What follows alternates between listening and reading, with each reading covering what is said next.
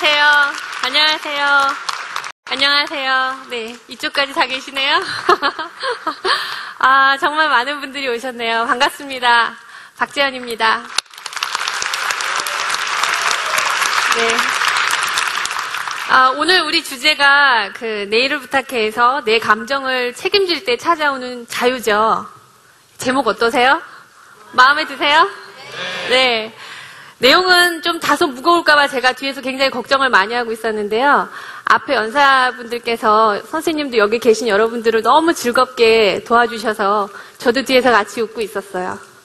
우선 지금 저한테 올라온 여러 가지 감정들이 있는데요. 첫 번째는 반가워요. 저는 직업상 많은 분들, 특히 이제 관계가 많이 와해되고 오해되신 분들과 함께 여러 시간 또 주기적으로 만나면서 그 갈등 관계를 다시 회복시키도록 돕는 일을 하고 있습니다. 그래서 뭘 말하고 어떻게 듣는지에 대해서 좀 중점적으로 깊이 있게 다루는 그런 직업을 가지고 있어서 이렇게 사람들을 만나는 거에 대한 굉장히 기대감이 있어요. 그런데 제가 처음부터 이런 일을 했었던 건 아니에요. 제 삶에도 어떤 위기가 왔는데요. 약 지금으로부터 2006년 한 10년 가까이 된 것 같아요. 10년이란 시간이 지나서 제가 다행히 여기까지 좀 올 수 있었던 것 같습니다. 10년 전에 저는 한 가지 사실을 좀 깨달았어요. 제 주변의 관계들을 이렇게 돌아볼 계기가 좀 저한테는 있었는데요. 가까운 사람들의 관계가 많이 틀어져 있었어요. 우리 가까운 관계하면 떠오르는 게 가족 좀 떠오르시죠? 네, 가족들 또 어떤 분들이랑 가까우세요? 친한 친구분들이 있으시죠? 네, 있으실 겁니다. 제가 외롭고 힘들고 지칠 때 누군가하고 깊이 있게 나눌 수 있는 대상이 내 주변에 없다는 사실을 좀 깨달았어요. 그리고 제 방식은요, 제가 그렇게 할 수 없었던 이유는 대부분 그 사람들 때문이라고 생각하고 살았어요. 내가 힘들 때 나를 이해해주지 않았기 때문이라고 생각했고요. 내가 외로울 때 내 곁에 있어주지 않았기 때문이라고 생각했어요. 그리고 또 하나의 저에게 아주 중요한 인물이 있는데요. 아마 지금 이 공간 어디에 앉아있을 제 아이예요. 2007년도 6살 때 저희 아이가 저한테 어떤 작은 메시지를 줬습니다. 여기 혹시 보이시나요? 네, 6살 아들이었었던, 지금은 중학생이 됐어요. 그 아들이 저한테 덧셈 문제를 틀리고 야단을 맞고 난 다음에 제 방에 살짝 갖다 놓은 쪽지였습니다. 여기 한번 같이 보시면 아시겠지만 사랑이라는 단어가 나오죠? 그 다음에 무섭다는 단어가 나오고 있습니다. 저는 사랑이 많은 사람이고 싶었어요. 그리고 그것이 우리 관계에 굉장히 큰 도움이 된다는 걸 알고 있었고요. 그런데 제 삶에서 그게 실천이 잘 되지 않는다는 걸 어렴풋이 알았지만 제가 그걸 개선하기 위해서 무언가를 해야 될지를 모르는 상황에서 이 편지를 아들에게 받았습니다. 그리고 제가 그리고 아들의 눈을 통해서 본 저는 굉장히 무섭고 폭력적인 엄마였어요. 제가 그때 깨달았어요. 내 삶을 내가 지금 당장 바꾸지 않는다면 나의 모든 관계들은 좋아질 수 없겠구나. 그리고 나서 제 관계를 봤더니 제가 제 감정의 원인들을 다 다른 사람에게 두고 살았다는 걸 좀 알게 됐어요. 제가 힘든 이유는요, 우리 애가 말을 안 듣기 때문이고요. 내가 외로운 거는요, 내 주변에 좋은 사람이 없기 때문이에요. 내가 정말 억울할 때는요, 내 진실을 알아주는 사람이 없기 때문이라고만 생각하고 살았던 거예요. 그런데 그게 아니라 내가 뭔가 지금 내 삶을 바꿔나가지 않으면 내 가장 사랑하는 내 아와의 관계, 내가 정말 소중한 우리 가족과의 관계, 더 나아가서는 나의 사회적인 관계, 그것들이 내 미래를 가로막겠구나 하는 위기감을 좀 느꼈던 것 같습니다. 그리고 나서 제가 찾은 하나의 제 아주 오래된 친구가 있어요. 저는 친구라고 생각하고요. 지금 그분은 여기 계시진 않죠. 빅터 프랭클이라고 아마 여러분들께서도 많은 책을 보셔서 아실지도 모르겠습니다. 여기를 보면 자극과 반응 사이에 공간이 있다고 나옵니다. 그리고 이 공간에서의 우리의 선택이 우리 삶의 질을 결정한다고 나오고 있어요. 근데 저는 여기에서 깜짝 놀랐습니다. 뭐 때문에 놀랐냐면 이 선택이라는 단어 때문에 놀랐어요.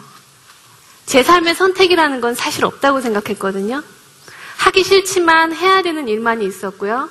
엄마이기 때문에 제공해야 되는 게 있었고요. 아들이니까 당연히 해야 되는 일들이 있었고요. 나의 직장 상사니까 그 사람들이 나에게 해줘야 되는 일은 있었지만 제가 이 자극과 반응 사이 공간에서 선택할 수 있는 인간의 자유의지를 제가 경험하지 못했다는 걸 알게 됐어요. 그리고 지난 10년 동안 저는 이것들을 공부하면서 제 삶을 바치고 살아왔었던 것 같습니다. 여러분들 혹시 그 A4 용지 2장씩과 매직을 받으셨나요? 네. 저는 여러분들이랑 좀 같이 좀 나눠보고 싶은데요. 네, 그 종이를 좀 펴주시고요.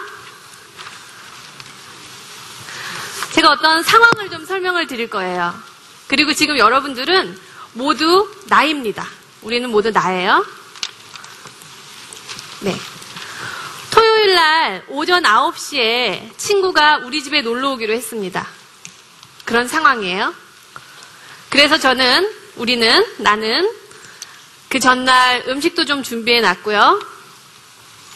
꽃도 좀 사다 놨고요. 친구가 오면 좀 음악도 틀어놓을 걸 준비를 해놨고요. 그렇게 잠이 들었어요. 그 토요일 날 아침이 됐고요.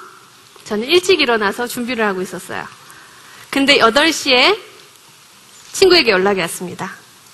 뭐라고 얘기를 했냐면, 미안해, 내가 급한 일이 생겨서 못 갈 것 같아. 다음 주에 갈게. 라고 문자가 왔습니다. 연락이 왔어요. 자, 지금 우리가 모두 나라면 지금 여기에서 여러분들의 어떤 느낌이 들지를 떠오르시는 대로 여기서 바로 딱 적어서 좀 한번 들어주세요. 제가 볼 수 있게요. 이곳에서요. 만약에 여기 없으시면은요, 다른 느낌들, 여러분이 떠오르시는 느낌들을 자연스럽게 써주셔도 됩니다. 탁 떠오르는 걸 써서 들어주시면 됩니다. 네, 화도 나시고요. 김도 빠지시네요. 속상하기도 하시고요. 선생님 복수하고 싶으세요? 네. 네, 선생님 오히려 편안하시고요. 김도 빠지시고, 걱정도 되시고요. 네, 걱정되시고, 짜증나시고요. 섭섭하시죠? 기분이 안 좋고, 꺼져라고 쓰신 분도 계시고요. 꺼져. 네. 감사합니다. 이제 내려주시고요. 같은 상황입니다. 네, 두 번째 종이를 꺼내주시고요.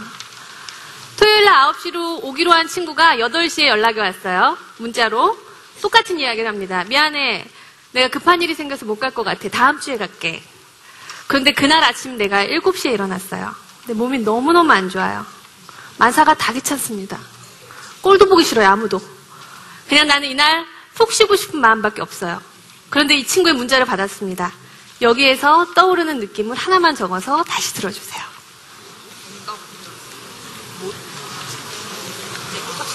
네, 다행스러우시고요. 신나시고요. 아싸라고 적어주신 분도 계시고요. 짜증난다는 분도 계시고요. 잘됐다, 고맙다. 네, 다행스럽다, 안심이 된다. 좋습니다. 네, 내려주시고요. 제가 선생님들의 어떤 느낌들을 좀 아는데 도움이 된 것 같아요. 자, 자극은 어땠습니까? 아까 그 자극과 지금 자극은 틀렸나요? 달랐나요? 같았나요? 네, 같았죠. 그런데 우리의 느낌은 좀 어떻죠? 달라지셨나요? 자, 그럼 왜 우리가 이런 감정이 들지를 한번 볼게요. 아마 전자에서 내가 좀 속상하고 짜증스럽고 김도 빠지고 이랬을 때에는 우리한테 필요로 하는 게 좀 달랐을 겁니다. 그때 우리가 원했던 거는 이 친구하고 좋은 시간을 보내고 싶었을 거예요. 그리고 또 하나는 내가 얼마나 공을 들이고 애썼는지 이 친구로부터 좀 이해받고 싶었을 수도 있고요. 만약에 못 온다면 미리미리 좀 나한테 얘기해줬기를 바라는 그런 예측 가능성이 나에게 중요했을 거예요. 그런데 두 번째 예에서 보면 자극은 같았지만 우리의 느낌이 달라졌는데요. 그 이유가 뭘까요? 네, 혼자 좀 쉬고 싶었어요. 그리고 내 몸을 좀 잘 돌보고 싶었고요. 나한테 그런 시간이 좀 필요했습니다. 그럴 때 우린 좋은 사람이 되죠. 괜찮아. 뭐 그럴 수도 있지. 이해해. 그런데 전자라면 어떻죠? 넌 도대체 생각이 있는 거니? 못 오면 못 온다고 진작 얘기를 하지. 사람 갖고 놀아? 내가 그렇게 한가한 사람인 줄 아니? 이런 식으로 반응할 수 있다는 겁니다. 자극은 같아도 우리가 다른 반응을 보이는 데에는요. 중요한 건 이 감정이 있는데요. 이 감정 뒤에는 우리가 필요로 하는 게 다르기 때문에 그렇습니다. 지금은 이제 고인이 됐지만요. 제 삶에 아주 중요한 삶의 패러다임을 바꿔준 비폭력 대화의 마샬 로젠버그 박사가 한 말이 있었어요. 느낌이라는 것은 충족되었거나 혹은 충족되지 못한 우리의 욕구를 드러내주는 신호라고 얘기를 했습니다. 그리고 여러분들이 만약에 어느 공간에서 외로움이 느껴진다면 여러분들은 눈물이 날 수도 있고요. 그리고 아무것도 하지 않고 혼자만의 공간으로 가서 상념에 잠길 수도 있습니다. 그런 것들은 우리에게 어떤 신호를 나타내주고 있는 건데요. 무엇이 필요한지를 나타내주고 있는 신호라는 겁니다. 제가 이런 것들을 사람들과 나눌 때 종종 받는 질문들이 있어요. 이거는 좀 간단한 예잖아요. 물론 자극에 따라서 반응이 달라질 수 있고 그 사이에 우리한테 중요한 욕구라는 게 있다는 거 좋습니다. 느낌에 책임질 수 있어요.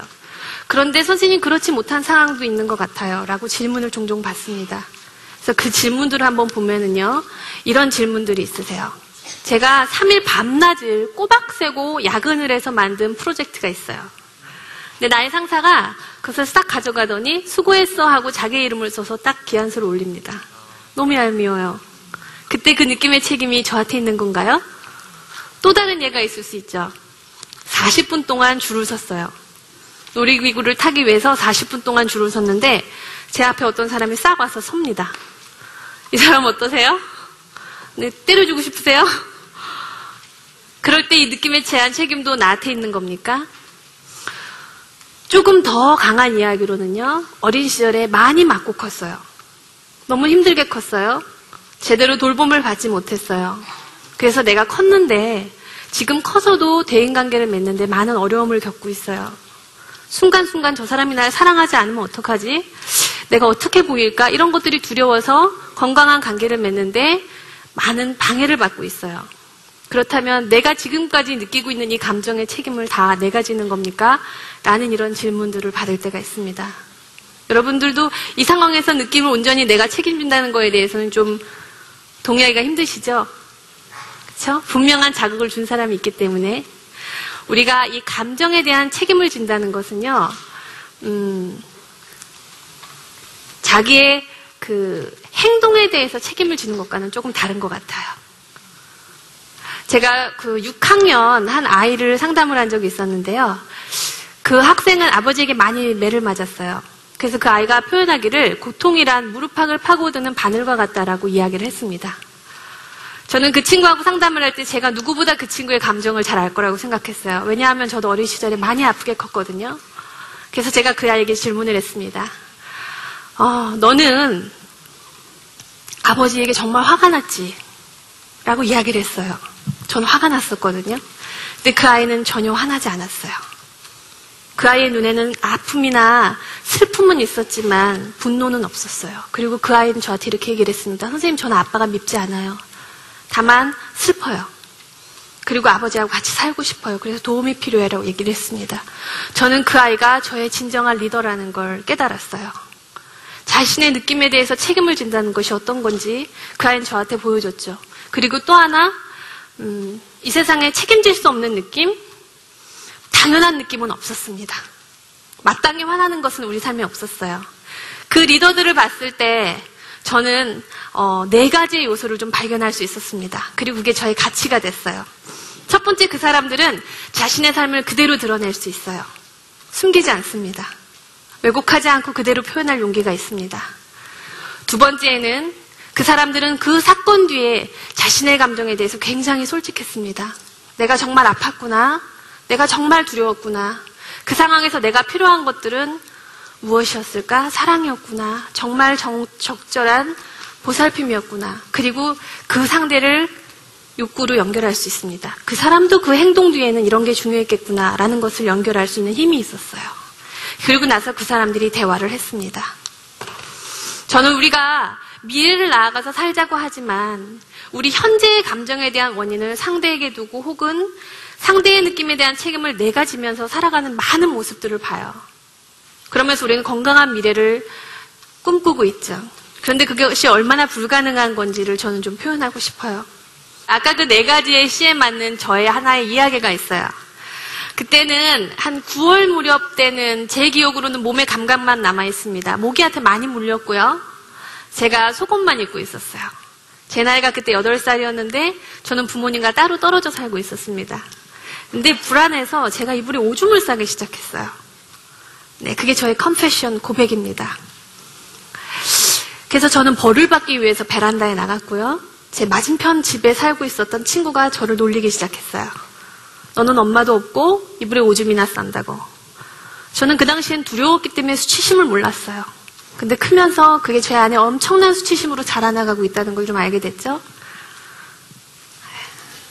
네, 그런 성장 과정을 보냈습니다.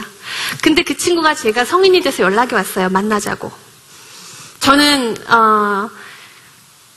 그때 느꼈던 그 느낌들을 좀 다시 되살려 봤습니다. 그랬더니 그 친구가 밉거나 그 친구 때문이라고 생각했었던 과거의 제 생각보다는 제 아픔에 좀 집중할 수 있었어요. 그게 컴패션이죠. 제 자신이 얼마나 그 당시에 두려웠는가, 그 당시에 나한테 필요했던 것이 무엇이었는가, 정말 위로받는 거, 정말 돌봄이 충분하게 이루어지는 거, 이런 게 내 삶에 굉장히 중요했다는 걸 알게 됐습니다. 커넥션입니다. 그래서 이번에는 그 친구가 그 행위 뒤에 어떤 것을 원했는가를 좀 보기 시작했어요. 아, 이 친구는 서로를 배려하면서 대화한다는 게 무엇인지 잘 배우지 못했구나. 그걸 좀 깨닫게 됐죠. 그리고 현재 나하고 다시 깊이 연결되고 싶어 한다는 것을 좀 알 수 있었습니다. 그리고 나서 우리가 사실은 대화를 하는 거죠. 제가 만약에 습관적인 방식이었다면 너 때문에 내가 얼마나 힘들었는 줄 알아? 이제 와서 나한테 무슨 얘기를 하겠다고 연락을 한 거야? 라고 얘기를 했을지 모릅니다. 근데 저는 그 친구에게 이야기를 했어요. 너한테 다시 연락을 받았을 때 내가 굉장히 긴장이 되고 좀 마음이 아팠어. 왜냐하면 내가 지난 시절 그런 일들을 생각할 때마다 얼마나 괴로웠는지 내가 좀 표현하고 싶었거든. 나한테는 친구들 간의 우정, 그리고 내가 얼마나 힘들었는지에 대해서 좀 배려받고 돌봄이 충분히 이루어지는 게 굉장히 중요했었어. 내 얘기를 듣고 넌 지금 좀 어때? 라고 좀 얘기를 할 수 있었죠. 그래서 그 친구가 다시 연결될 수 있었어요. 미래로 나아간다는 건 우리의 감정에 온전히 책임을 지고 내가 이 감정 뒤에 필요로 하는 욕구가 무엇인지 연결하고 그 욕구를 상대에게 표현하는 거라고 좀 말씀드리고 싶었습니다. 강연 들어주셔서 감사합니다. 네.